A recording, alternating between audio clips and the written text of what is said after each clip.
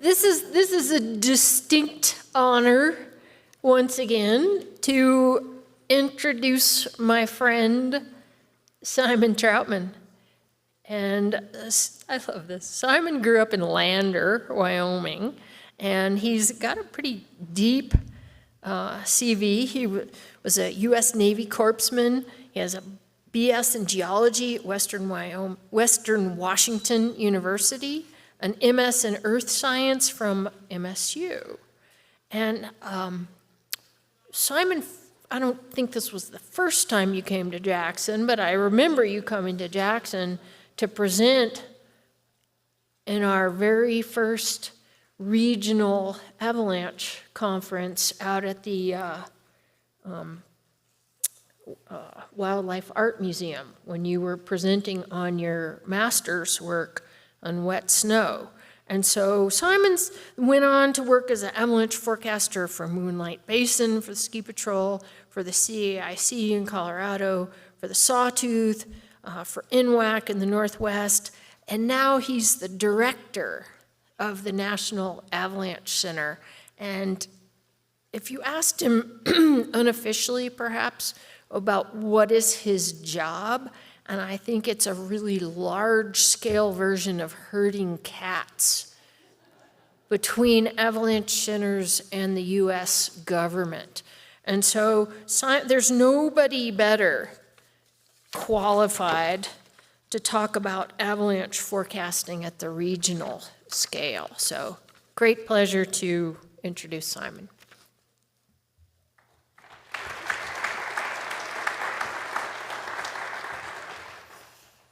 Thank you. Does this work? Good.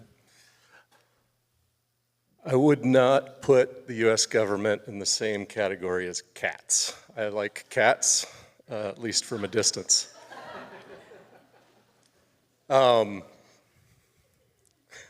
Thanks, Lynn. The last couple presentations are, people say this all the time, but I was actually feeling it sitting in the crowd back there, and I was like, this is going to be a tough act to follow. They're both really good, and like exceptionally good for I've been to a lot of SAWs, and I would say both of those topics are not only spot on, but both of them are a nice mix of good timing, good work, and then actually coming up with things that we can use. And so like for myself, I was watching Pascal's talk, and there was a slide that talked about kind of an overwhelming response, which surprised me, about people that instead of distrusting the avalanche forecasts when uncertainty is called out, and correct me if I get this wrong, overwhelmingly, surprisingly, it showed that they trusted more.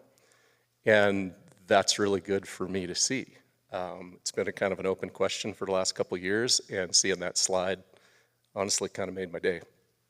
The second presentation, I have a lot of things went through my mind as that went through, but ladies, nice job. That was really good.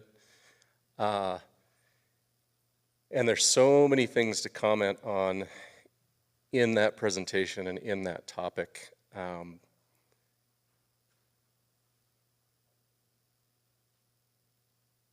You know, it occurred to me a couple years ago. I was at the National Avalanche School, and I was having lunch with a good friend, and we were talking about people that had killed themselves, and we were talking about avalanches. And I realized in the moment that I actually knew more people that I'd worked with in 25 years that had taken their own life than have died in avalanches. And it really surprised me to have that, just to come to that realization is still it's kind of even shocking to hear myself say it right now. So I think the neatest thing about that presentation, it's like, I don't think all of us we're not always working in the orange or the red or the black, but some of us get there. And so even, you know, having these frameworks to think about this stuff that are both accessible but very realistic.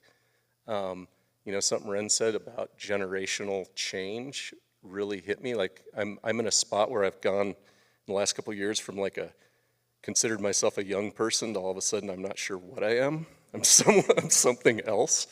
And I'm starting to work with people that are much, much younger than me. And they have a different perspective, and they have a very different perspective and a different language about stress and how to talk about it and the importance of it.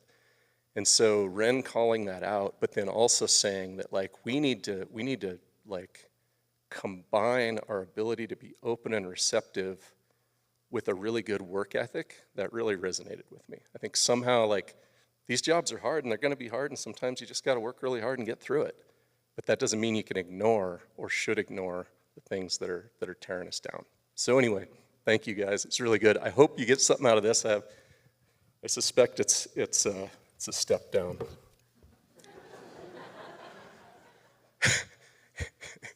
And I say that because I ended up in the Orange in a really bad motel in Pendleton the night before last, trying to work on it. So got that going for you. So this whole thing about forecasting at the regional scale, the longer I work with backcountry forecasting operations, interestingly, I've become more, I've started to just develop more and more questions about how is it that we actually do this regional scale forecast. You know, when you have this massive scale with so much variability, how is it that we're actually coming up with something that's usable for the public and ourselves? So I started playing around with the presentation, and of course, the more I dug into it, the more I thought what would be a nice bite-sized topic for a 15-minute presentation turned into something multifaceted, complex, and I've got more to think about on it. But at its core, one thing that I can say, and this is no surprise to anybody in here, like scale defines avalanche forecasting. And by definition, the regional scale is really, really big. So, as La Chapelle said in 1965, avalanche forecasts are an evaluation of current avalanche conditions or a prognostication of future conditions. And these forecasts are both geographically dependent, kind of by design, and operationally dependent, or at least dependent on the operational objective. And interestingly, they are largely empirical. And just in case you're not sure what empirical means, if you can't read that, it says based on, concerned with, or verifiable by observation or experience, rather than theory or pure logic.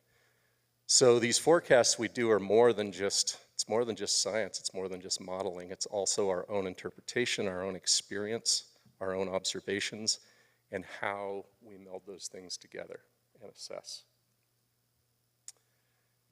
So generally, we think of, you know, how do we make these assessments? We use a combination of direct evidence, which is, you know, things that are tactile that we can see and touch and test ourselves in the moment, and indirect evidence, which is largely our telemetry and our models.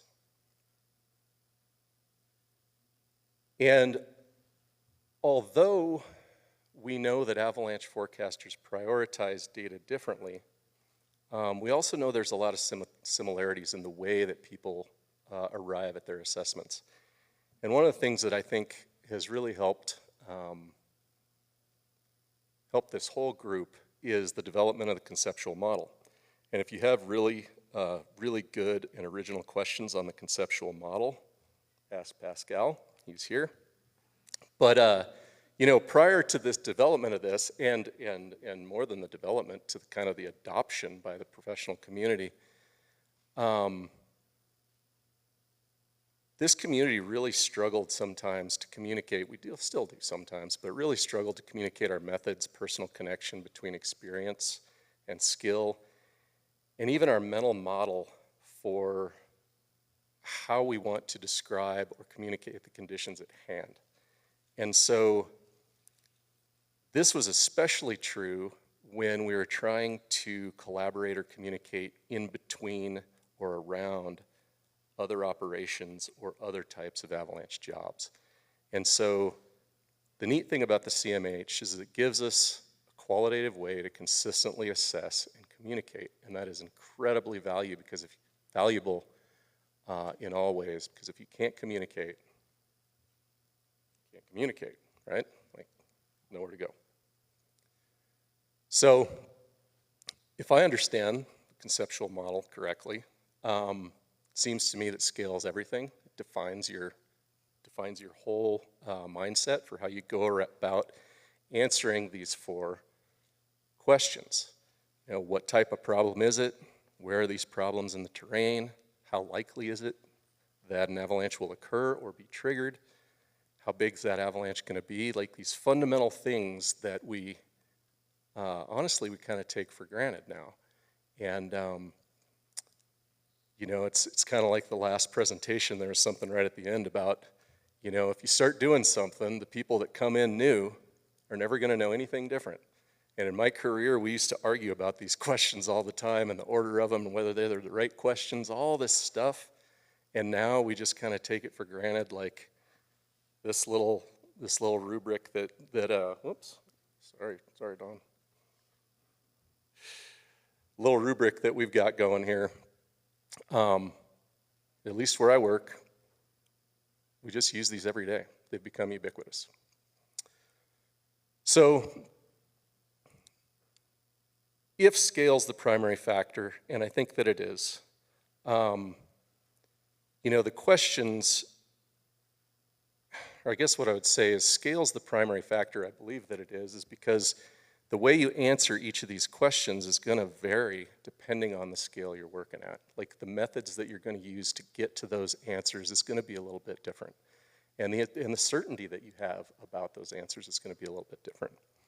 And so, you know, if we look at this picture, if we're just worried about this slope in the foreground, we may just need to walk up that slope, maybe dig a hole in it, and that may be all that we need to know. But if you start to look out into that landscape, walking up that slope and digging that hole, what does that information actually mean if you start jumping back into those bigger areas and bigger ranges? And the answer to that is it depends. But in general, I think that our uncertainty increases as our size increases. Certainty related to what the information we have at hand actually means if you wanted to put it on the landscape. So a really quick example, ski area versus public forecasting. You know, the scale at a ski area is the mountain scale generally. Scale in the backcountry is the regional scale. At a ski area, your assessment depends on direct evidence.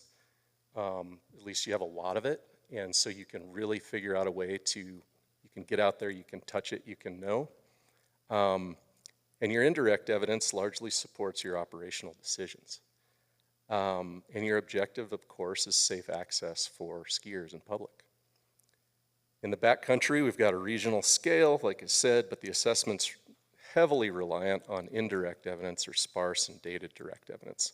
I think that's an important thing, is not only is your direct, it's not that you don't have direct evidence, but it's spread across the landscape, or it's really specific to one little part of the landscape in a really large area, right? And in many cases, most cases, it's fairly dated. It's not right now, it's kind of yesterday.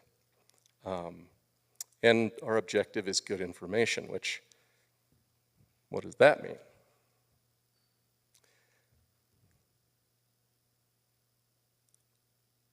So I think that when I think about the regional forecasting problems, the CMAH, you know, it gives us a qualitative way to structure our thinking and our process and our language.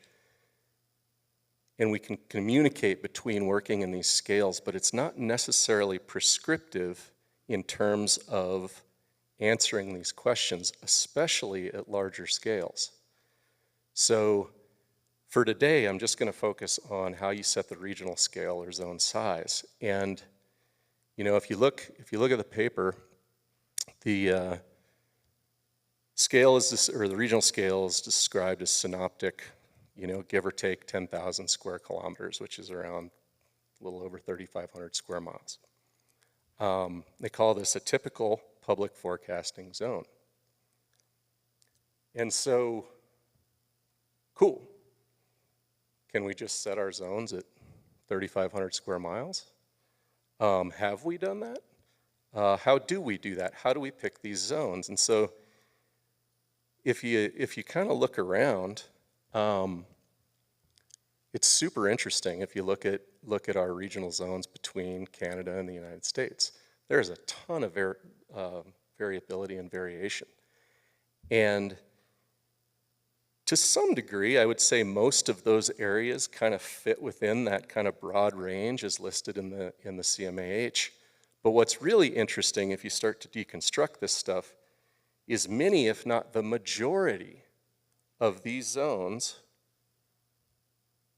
were drawn before we had this definition of a regional zone. In fact, I suspect that the definition of the regional zone, Pascal can tell us, was kind of probably based on a napkin analysis kind of like this. So the point is that it's not that the variation is inherently bad or even problematic. And in many cases, it's just related to this kind of organic growth of avalanche centers across the US and in Canada. But the point is there is no, like this is, whoops, sorry. This is my program, and I guess the reality is there is no background strategy to much of the size of these zones. These are something that have just kind of been developed, and they're not static. They don't have to be static from year to year. And so, yeah,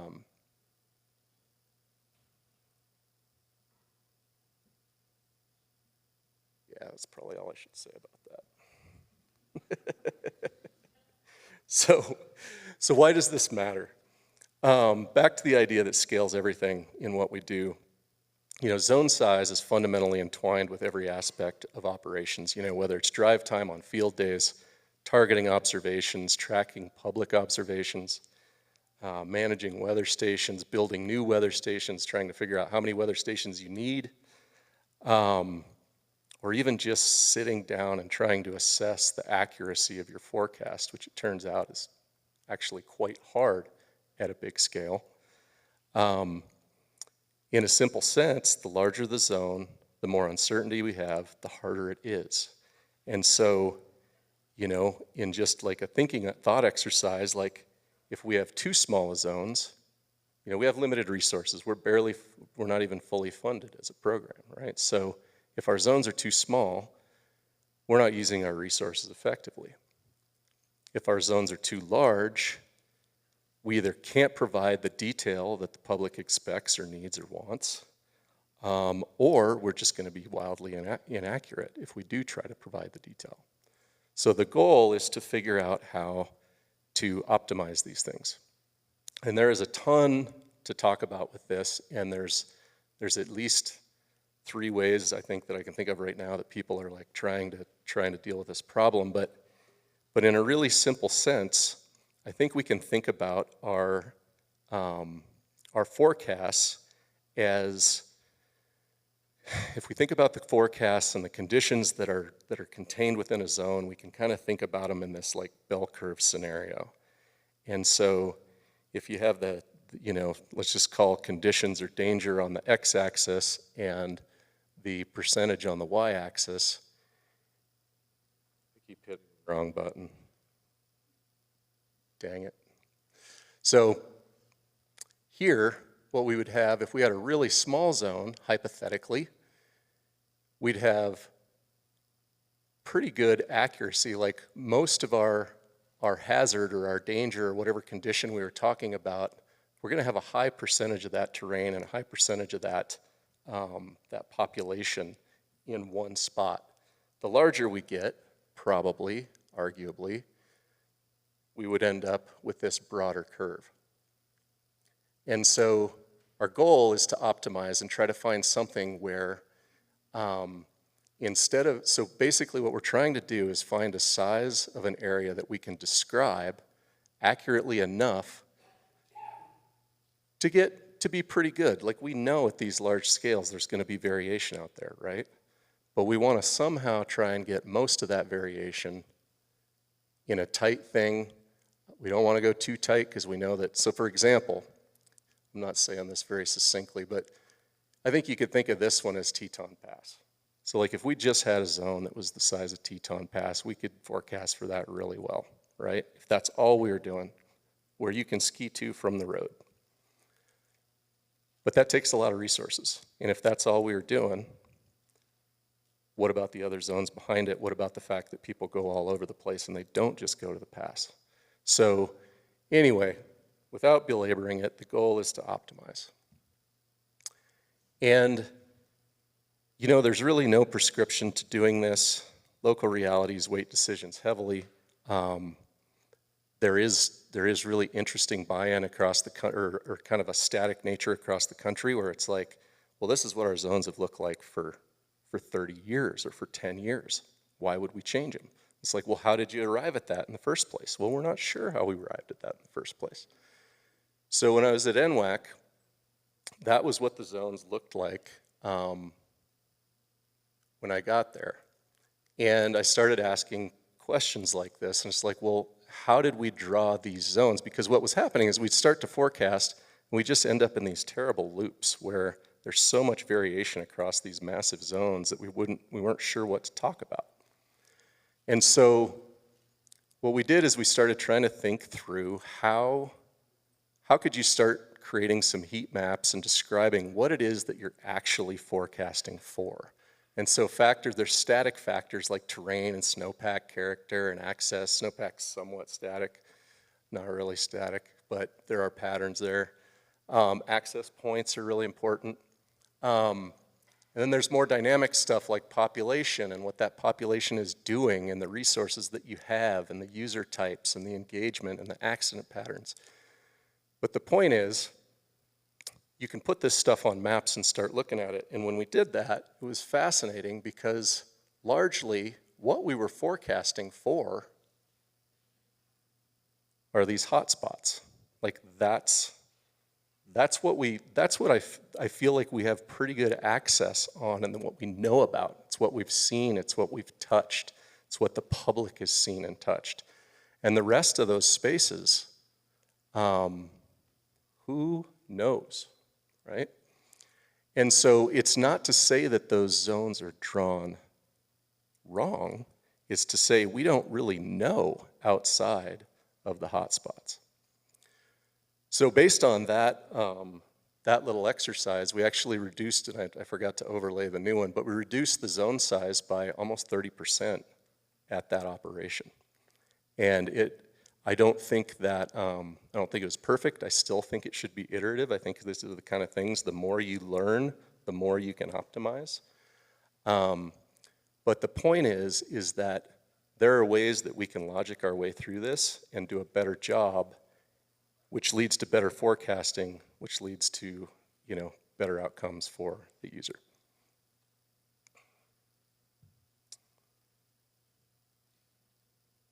One other thing I will say about that is that there's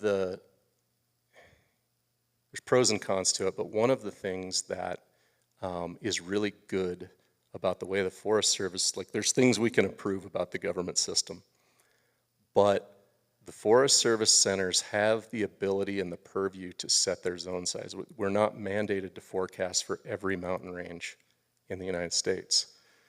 If you work for the state of Colorado, their mandate is to forecast for all of the terrain on the Colorado Plateau. So it's a very different way. So the point is because of that difference in the operational purview, the way that those two organizations may try and attack this problem may be very different. Does that make sense?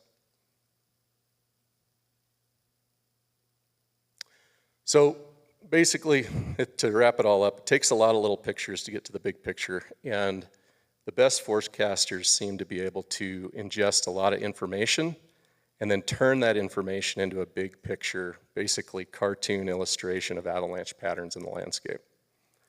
And the thing is, though, even the best forecasters struggle if the zone is poorly drawn or too big. And to reiterate, this thing is not the way it is. It's just a pattern.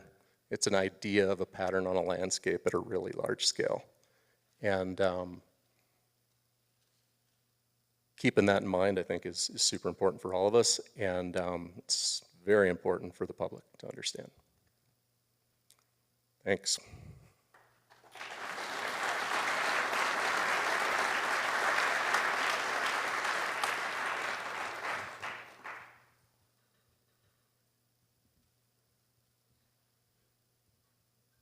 You don't get to leave quite yet. You guys have any questions for Simon? I see one in the middle right there first. And here, you guys, here, my shoulder's kind of cacked. Throw this back. Where's it going?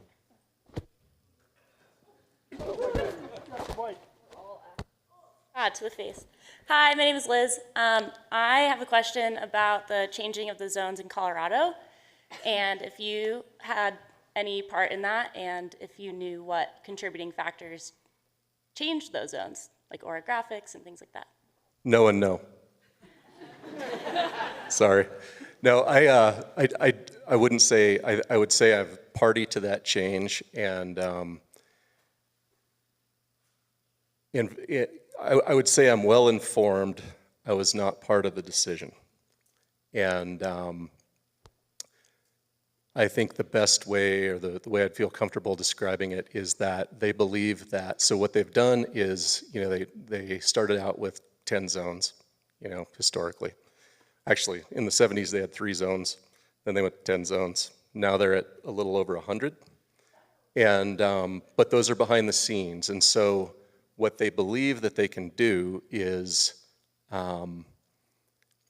by optimizing and informing these smaller zones that make sense to them, most of them are geographically based, then they look for patterns between those, and the idea is that they can, instead of having a static representation on a map every day of the same zone, what they're trying to show is a dynamic pattern in the danger and the conditions and the problems on that same map, if that makes any sense. So very similar information coming through in shapes that changes day to day based on patterns they're seeing or analyzing, assessing, and objectifying behind the scene. Simon, exactly how they're doing that, sorry. Oh, no, go ahead. I don't, I'm actually going to go to a bunch of forecasts this year virtually and try and figure out how it is that they make the soup. Yes. I was just going to point out that the CAIC is a state organization, whereas pretty much the rest of the avalanche centers in the U.S. are under the umbrella of the Forest Service, and therefore they are Simons. Well, I don't know if they're mine, but... Oh, no, they're Simons. But yeah, it's really important that there are 2 main agencies in the United States that do avalanche work. One is the state of Colorado, backcountry public forecasting work. One is the state of Colorado, and one is the Forest Service. The Forest Service has 15 centers around the western U.S., and then there's also a handful, there are 6 nonprofit centers that are also scattered around. We work with the nonprofits, and of course we work with the Forest Service centers. But the change in dynamic zones in Colorado has been really interesting, and I think will continue to be interesting in that it is a very it's a very stark diversion from what the Forest Service does. The way they're assessing conditions and the way they're creating patterns on their map is very different than what we do, and I don't think we understand that difference yet. I think that's to come. All right, can okay, well, can you hand your neighbor the box? Hello. My question kind of came from the slide where you had the ski area next to backcountry and how we kind of think about the scales on those. And I'm just curious on your opinion on kind of like the side country user and how ski areas are kind of communicating, and how, if you think we could be doing better, or for example, like at Targhee, we kind of just put up the local avalanche forecast and put it on the color, you know, moderate, considerable, what they are seeing. But with us having a more kind of like our own little area that we're focusing more on, like how we could be maybe communicating to users in a different way or better way. Yeah, that's a really good question, and you know, the answer is, of course, we could do a better job forecasting for places that are really easy to reach that a lot of people go to. Like, they're just different, you know? But we don't have, at least right now, we don't have the resources to do that. So, like, we could chop up our zones almost infinitely and probably do a better job of forecasting every time we ratchet it down, because we can get our arms around it, assuming we can apply resources to each scale. But we don't have the ability to do that, and so I think that's why it is so important to think of our zones as something that are, to get to your question, like, we should always be challenging ourselves and saying, can we draw these zones in a way that's more representative of what we're doing, or in a way that better helps the people that are using it. The other side of your question, is there a way that, say, like Targhee or a Jackson or a Bridge or Bowl a better way to communicate to the public what's going on outside the boundary? I don't know, but I suspect that's a slippery slope. Like, by definition, a ski area should be focused on what it's doing within its boundary, you know? And the other thing I'll say is that the sky's not falling there. Like, is the side country a little bit different than true, like, way the hell out there backcountry? Well, of course it is. But do the main trends follow the backcountry? Yes, of course they do. And the whole point is it's not controlled, it's not mitigated. So. Thank you.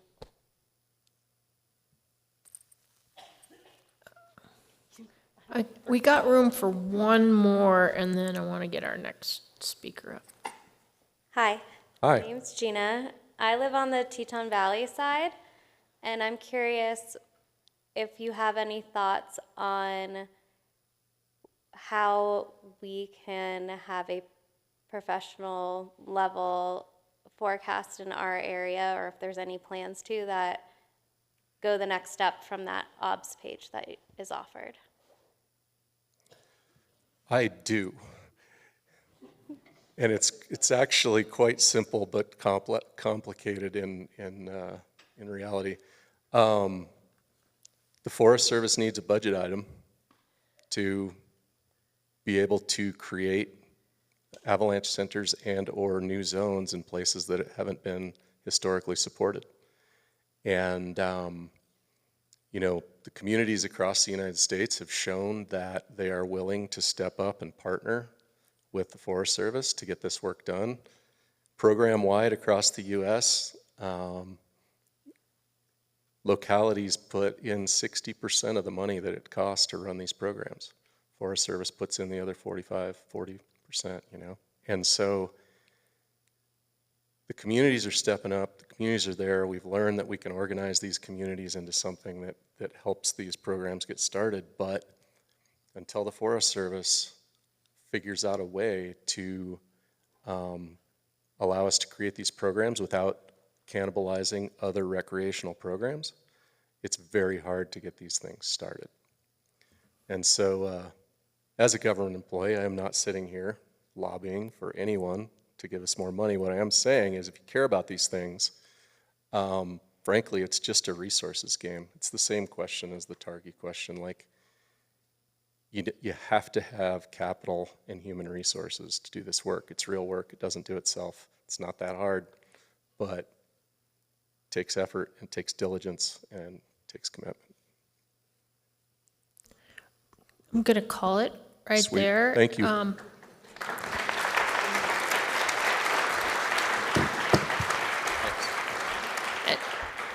And let's, a round of, that was kind of a lame round of applause for Simon. Give him a real round of applause.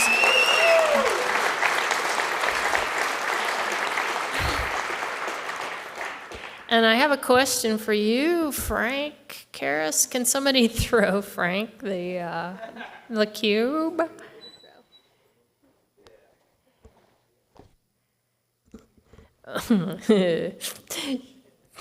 Go ahead. Give me your best shot. Do you have time on our schedule for tomorrow? Are you on our schedule tomorrow? I have 20 minutes, yeah. All right, well, maybe tomorrow you can talk about your work with reorganizing the zones, and maybe you can answer Gina's question about what we're going to be doing with the west side of the Tetons, and then maybe we can pull in the Bridger Teton Avalanche Center Foundation, which is a good way to funnel some money to the BTAC. So let's bump that till tomorrow. Basically, I don't really need this. mostly what I had you get the cube for was to say Just yes. put me on the spot. It's always fun.